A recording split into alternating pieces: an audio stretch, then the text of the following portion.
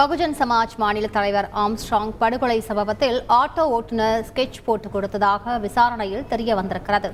பெரம்பூர் பகுதியைச் சேர்ந்த ஆட்டோ ஓட்டுநரும் சரித்திர பதிவேடு குற்றவாளியுமான திருமலை என்பவர் ஆம்ஸ்ட்ராங் வீட்டிற்கு அருகில் உள்ள பள்ளி அருகே ஆட்டோவை நிறுத்துவது போல் கடந்த ஒரு வார காலமாக நோட்டமிட்டது விசாரணையில் அம்பலமாகியுள்ளது.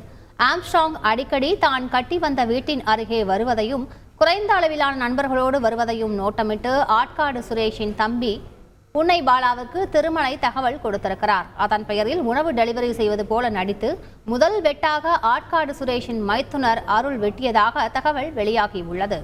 பகுஜன் சமாஜ் மாநில தலைவர் ஆம்ஸ்ட்ராங்கிடம் துப்பாக்கி இல்லை என்பதை கண்காணித்து அவரை கொலை கும்பல் கொன்றதாக தகவல் வெளியாகியுள்ளது. ஆம்ஸ்ட்ராங் லைசன்ஸ் துப்பாக்கி வைத்திருந்தார்.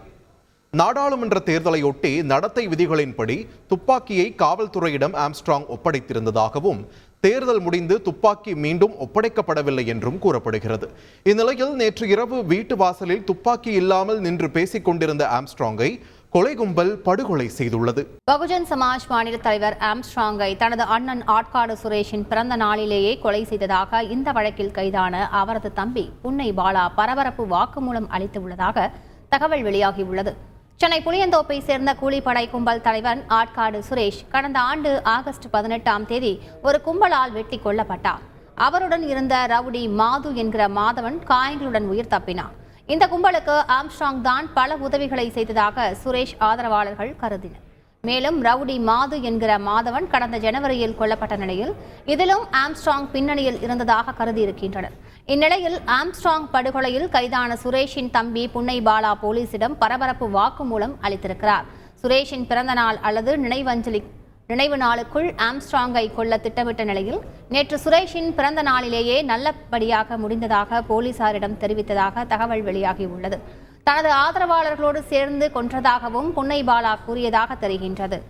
ஆம்ஸ்ட்ராங்கின் உயிருக்கு ஆபத்து இருப்பதாக உளவுத்துறை எச்சரிக்கை விடுத்ததாகவும் அதனை செம்பியம் போலீசார் கண்டுகொள்ளவில்லை என்றும் தகவல் வெளியாகியுள்ளது.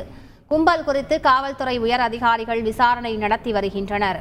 பகுஜன் சமாஜ் கட்சியின் மாநில தலைவர் ஆம்ஸ்ட்ராங்கின் உடல் பிரேத பரிசோதனை நிறைவடைந்தது.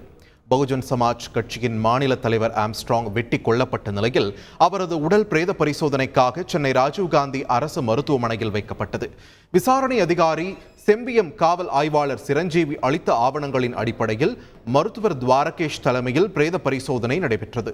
உடற்கூறாய்வு முழுவதும் வீடியோ பதிவு செய்யப்பட்டது.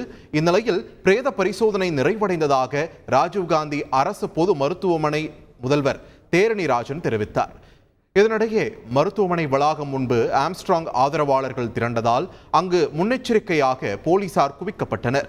படுகொலையில் ஈடுபட்டவர்களை கைது செய்ய கோரி ஆதரவாளர்கள் முழக்கங்களை எழுப்பியதுடன் சிலர் சோகத்துடன் கண்ணீர் விட்டு கதறினர். செய்திகளை உடனுக்குடன் தெரிந்து கொள்ள உடனே சப்ஸ்கிரைப் பண்ணுங்க.